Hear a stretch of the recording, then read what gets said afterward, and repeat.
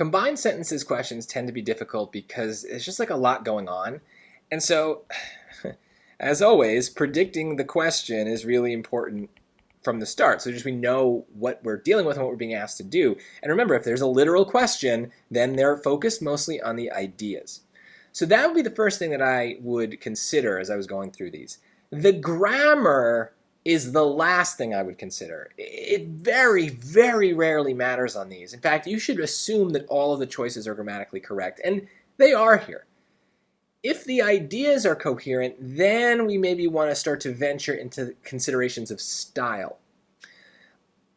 There's a couple ways to think about it. I think you can get this either way. Now, the easiest way to get to this right answer is just to think about style. What is the preferred style on the SAT? Shorter, more concise answers. Which the shortest choice?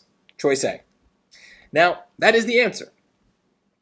But you could easily argue, well, is it really that much shorter? I mean, yes, it's 3 lines and all the other choices are 4 lines, but B and C are like the 4th line because it's just one extra word. It's barely noticeable, especially considering how long the sentences are.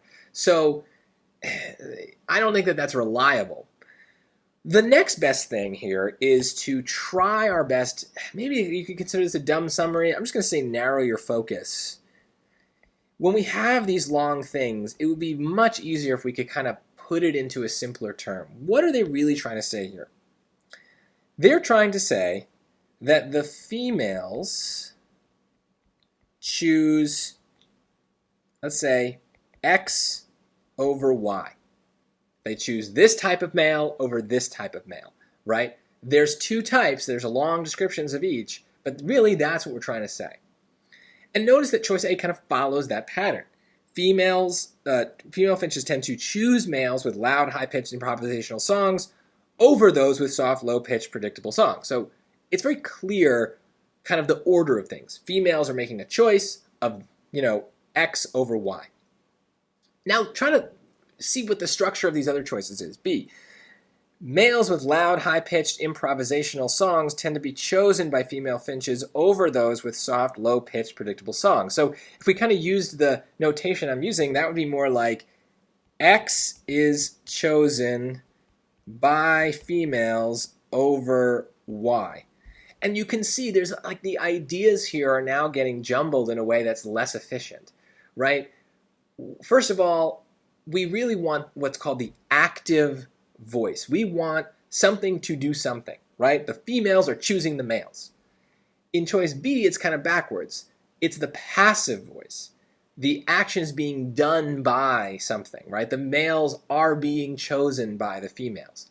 Female chooses male is definitely better than male is chosen by female.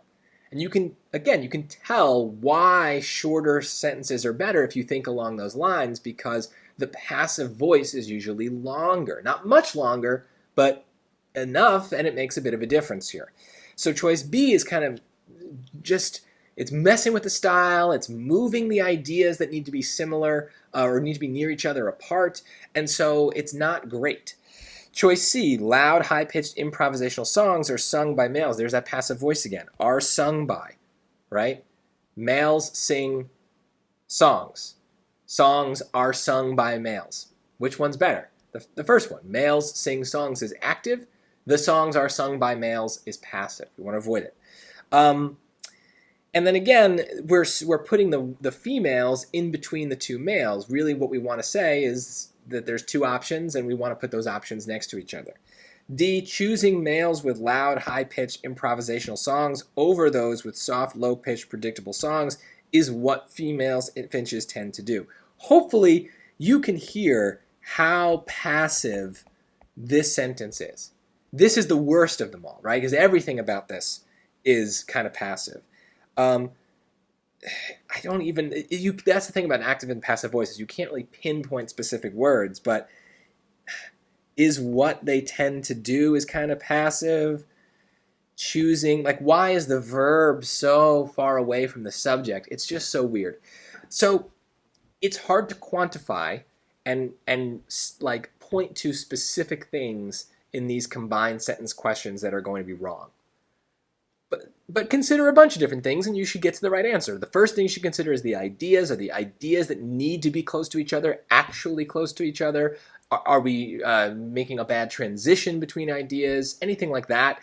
And then if we have to think about style, remember short is good and active voice is better than passive voice. So those things in some combination should hopefully make one answer kind of stand above the others. It's not, as easy as many of the other writing questions, but it uses a lot of the same principles. So predict the question and you should be fine.